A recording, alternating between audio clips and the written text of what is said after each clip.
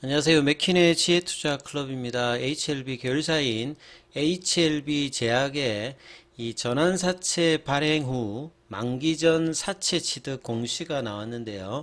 자, 이 공시 부분을 한번 살펴봐 드리도록 하겠습니다. HLB 주가는 다시 종가로 3만원대 이탈 흐름이 좀 나타났습니다. 자, 이 부분도 같이 한번 살펴보도록 하겠습니다.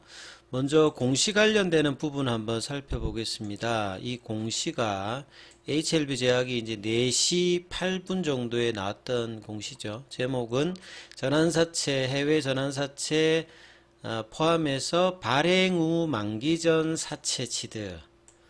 이 제약바이오 쪽에서는 이 전환사채 관련되는 부분이나 BW 관련되는 부분이 많이 나오기 때문에 이런 공시가 나왔을 때 기본적으로 좀 해석하는 방법들을 알고 계셔야 된다 이렇게 생각이 됩니다. 그래서 이 부분들을 차근차근히 한번 살펴봐 드리도록 하겠습니다. 자, 그러면 전환사채라고 되어 있고요. 해외 전환사채 관련되는 부분 포함되어 있는데 해차는 15회차. 사채의 종류 보면 무기명식이라고 되어 있죠. 이 무기명식이라고 하는 것은 채권 소유자의 이름이 안 나타나 있다는 겁니다. 그리고 이제 무보증이라고 하는 것은 이 보증이나 담보가 없어서 회사가 원금 보장을 하지 않는다는 것이고요. 이 사모는 이제 공모의 반대말이니까 이 채권을 받을 사람들을 미리 정해서 이 발행하는 것을 사모라고 하고 정하지 않고 일반인들을 대상으로 하는 건 이제 공모라고 하죠. 요렇게 이해를 하시면 될 것 같고요. 작년도 8월 10일에 이제 발행을 했습니다. 주당 전환가액은 12,504원입니다. 만기일은 8월 10일이니까 3년 정도 이제 만기를 가지는 거죠. 이번에 이제 사채 취득 금액은 5억 원입니다. 그러니까 발행 규모 전체를 만기 전 이 취득을 한 게 아니라 그 중에서 일정 부분 5억 관련되는 부분이고요. 그래서 취득 일자는 이제 오늘이고 취득 이후에 금면 총액은 174억 정도가 이렇게 되어 있습니다.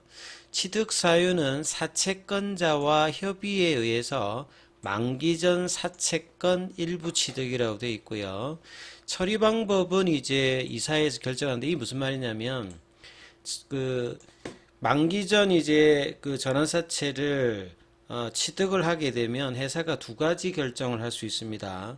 이걸 소각하는 경우가 있고요. 다시 재매각하는 경우가 있습니다. 그럼 주주 입장에서 보면 어떤 게 좋으냐 하면 소각을 한다는 말 자체는 회사가 자금 여유가 있었을 때 이 소각을 하게 되고요.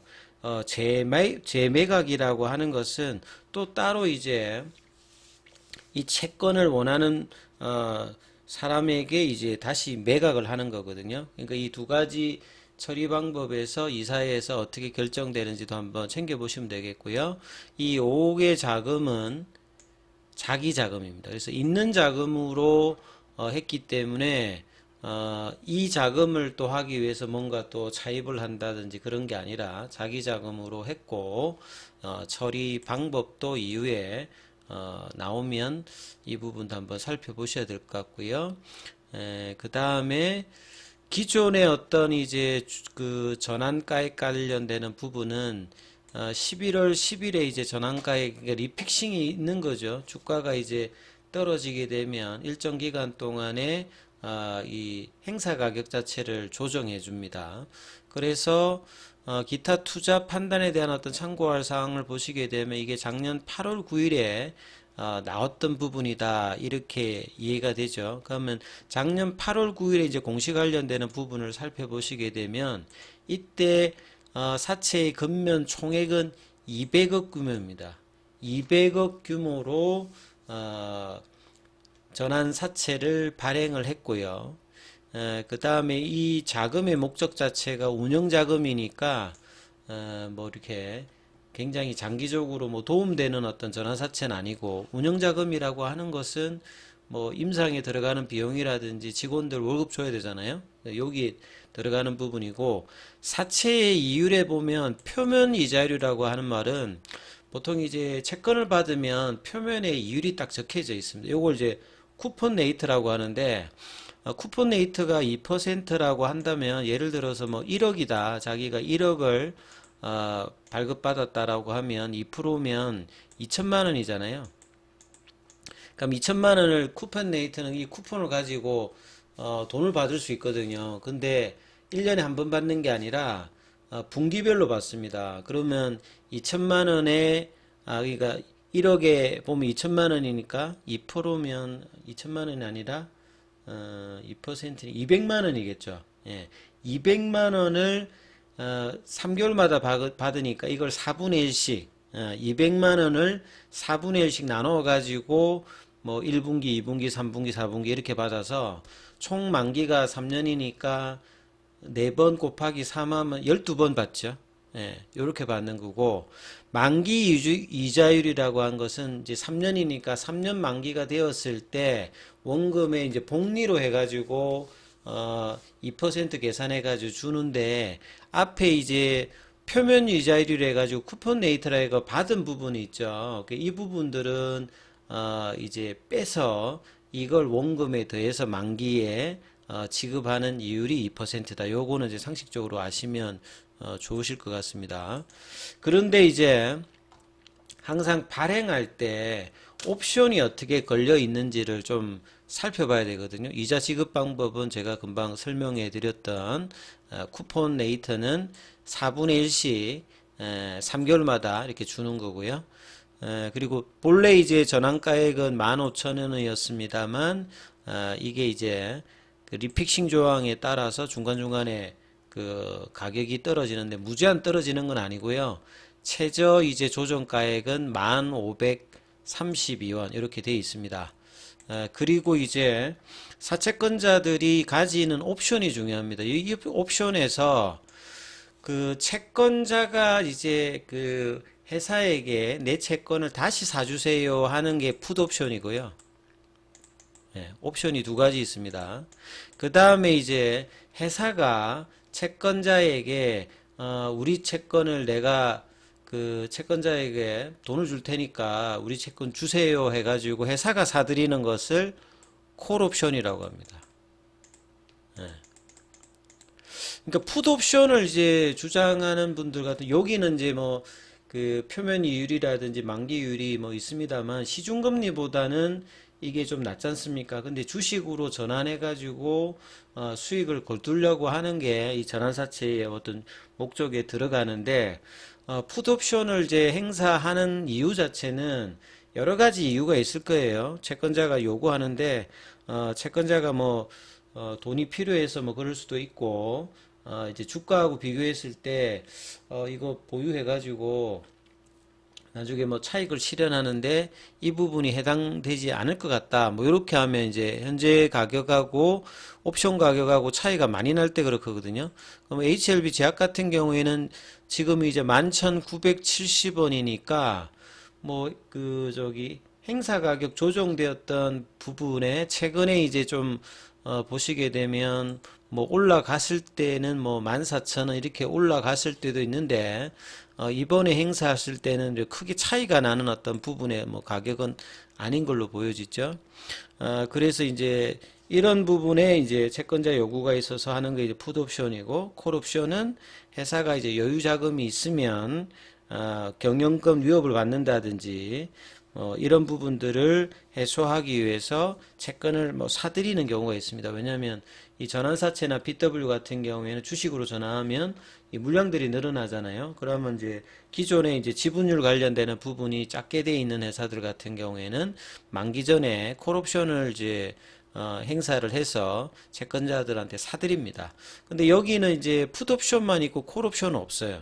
그러면 결국 이제 이번에 만기 전 이제 취득이라고 하는 것은 회사가 콜옵션을 이제 행사해서 채권자한테 이렇게 받은 게 아니라 채권자의 풋옵션이 있으니까 풋옵션으로 만기는 2025년도입니다만 이 부분들을 1년 뒤 올해 8월 달 이후부터는 매 3개월마다 이 풋옵션을 행사할 수 있다는 이 사항에 따라서 이 상한 관련 요구가 나왔다. 이렇게 이해를 하시면 될 것 같습니다. 그래서 이 관련되는 내용이고요. 근데 사채권자들이 이제 누구를 대상으로 이제 3호로 되었냐면 큰 금액 뭐 이렇게 54억, 뭐 50억 이런 규모도 있는데 5억이니까 해당되는 분들이 이제 누가 있냐면 연예인 중에 이제 소지섭 씨도 여기 5억이 해당돼 있습니다. 누가 뭐 이렇게 상한을 했는지는 알 수가 없는데요. 소지섭도 5억이고요. 5억 해당되시는 분들이 여기도 5억이죠. 5억 관련되는 부분을 갖고 계신 분들이 총 8명인데요. 이 중에 뭐 한 분이 아니면 동구바이오제약 같은 경우에도 5억을 이제 투자를 했거든요. 그래서 뭐 법인 쪽에 한 3분 계시고 개인으로 한 5분 정도가 5억 정도 투자를 했는데 뭐 이 중에 한 분이 되지 않을까 싶습니다. 자, 그리고 오늘 그 항서제약 같은 경우에 여기도 보면 좀 일봉상으로 최근 이제 그 7월 말에 빠졌던 부분의 어떤 흐름을 거의 다 회복을 해서 돌파의 어떤 흐름들이 나올 뻔 하는데 오늘 한 2.25%좀 빠졌죠. 돌파가 좀 쉽지 않은 흐름을 보이고 있고 이제 월봉상으로도 이제 밑꼬리가 사실 이제 뭐 그 8월 달 말에 좀 나타나면서 9월 달, 10월 달 하면서 다시 이제 어느 정도 이제 회복을 하고 있습니다만 오늘은 다시 또 2.25% 일봉상에서는 빠지면서 단기 추세선을 조금 내려온 어떤 흐름을 좀 보였죠. 자, 공매도 관련되는 부분들은 살펴보면요. 지난주까지 이제 목요일, 금요일에는 공매도 이제 거래량 자체도 굉장히 많이 줄었습니다만 오늘 다시 16,244주로 업틱률 예외니까 계속 이제 여기가 이제 유동성 공급자 관련되는 부분으로 다시 늘었다 이렇게 보여지죠. 자, 거래량 대비해서는 한 3%입니다만 공매도 관련되는 부분들이 이런 유동성 공급자 관련되는 부분이 있고요. 그 다음에 전체적으로 이제 잔고는 사실 이제 11월 6일, 11월 3일에 이제 930만 주에서 이제 지난주 뭐 8일까지 보면 9일, 오늘 13일이니까 이제 지난주 목요일까지죠. 목요일부터 다시 일단 뭐 공매도 잔고는 조금 늘어났던 어떤 흐름이 보이고요. 그 다음에 좀 이제 그러니까 결과적으로 보면 숏커버링 자체가 단기에 이제 지난주 초에 조금 이제 일어나고 난 다음에 주 후반부부터는 다시 공매도 잔고가 좀 늘어나는 어떤 흐름이었고요. 오늘도 보면 이제 대차거래 관련되는 부분들도 다시 상한보다는 체결이 또 많아지는 어떤 흐름으로 나왔기 때문에 숏커버링이 나오면서 주가가 이제 올라갈 수 있는 어떤 기대감들은 지난주에 단기를 좀 거치면서 다시 이제 원상태로 내려온 어떤 흐름들을 지금 보였거든요.